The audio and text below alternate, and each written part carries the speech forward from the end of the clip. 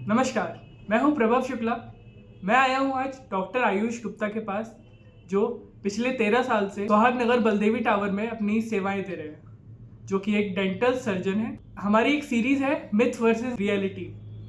उसके तहत मैं आज आम जनता के जो मिथ्स हैं, जो उनकी डाउट्स हैं, दांत निकलवाने और दांत से रिलेटेड जो भी क्वेरीज है, उनको मैं आज इनसे पूछूंगा और ये उसका जवाब देंगे। आपकी जितने भी कन्फ्यूजन्स होंगे उनको सॉर्ट आउट करेंगे।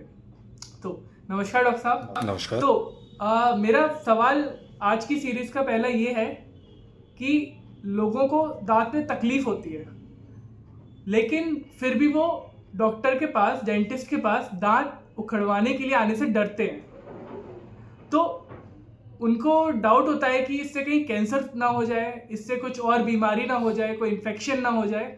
इसके चलते वो एक डेंटिस्ट के पास आते नहीं है, वो अपने दर्द को लेके ही रहते हैं। तो क्या कहना चाहेंगे? प्रभव जी, पहले तो आपका बहुत बहुत स्वागत है। आपने बहुत अच्छा क्वेश्चन पूछा। ज़्यादातर लोग मेरे पास आते हैं और सभी डेंटिस्ट के पास जाते हैं। सबसे पहले उनकी एक ये क्वेरी होती है कि डॉक्टर साहब, कहीं दांत उखड़वाने से हमें कैंसर तो नहीं हो जाएगा?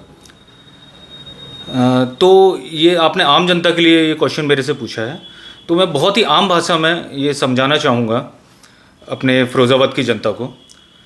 कोई भी इसमें साइंटिफिक टर्म यूज़ नहीं करूँगा, कोई भी मेडिकल टर्म यूज़ नहीं करूँगा। केवल अपने एक्सपीरियंस से मैं ये बताना चाहता हूँ कि दांत उखड़वाने से कैंसर नहीं होता है। अब आप लोगों को डाउट क्यों होता है? उसके 3 सिनेरियो होते हैं। एक तो आपने अपने गली मोहल्ले में कहीं सुन लिया कि फ़लाने को कैंसर हो गया, ढिकाने को कैंसर हो गया, और उसका पूरा आपने उठा के एक डेंटिस्ट को बता दिया कि इस डेंटिस्ट से हमने दांत उखड़वाया था इसलिए कैंसर हो गया। ठीक है, ये सुनी कही बातें हैं, ऐसा कहीं रियलिटी में नहीं होता है। अब दूसरा सिनेरियो जो होता है, उसमें क्या होता है, कुछ सो कॉल्ड लोग जो अपने आप को डॉक्टर बोलते हैं, वो कुछ दुकानें खोल के बैठे होते हैं, दांत उखाड़ते हैं।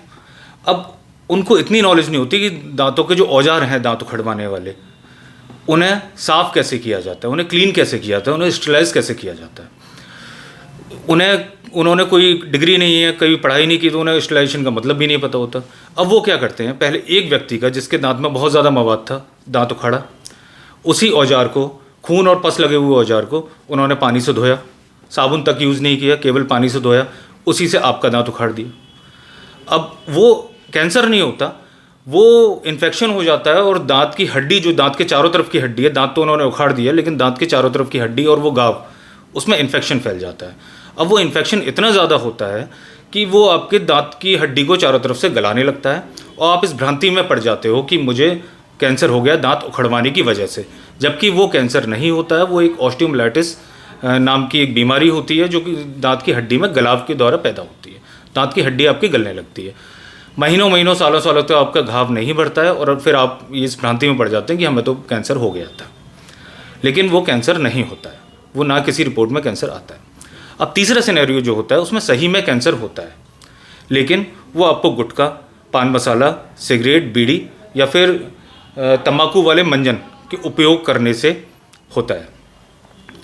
पहले से कैंसर होता है, उसकी वजह से आपका मसूड़ा और हड्डी गलने लगती है।